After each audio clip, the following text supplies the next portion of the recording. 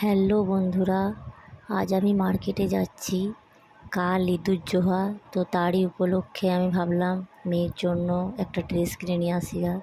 তো চলো দেখি মার্কেটে কি ড্রেস পাওয়া যায়। তো দেখো, এই ড্রেসটা একদমই পুরো নতুন।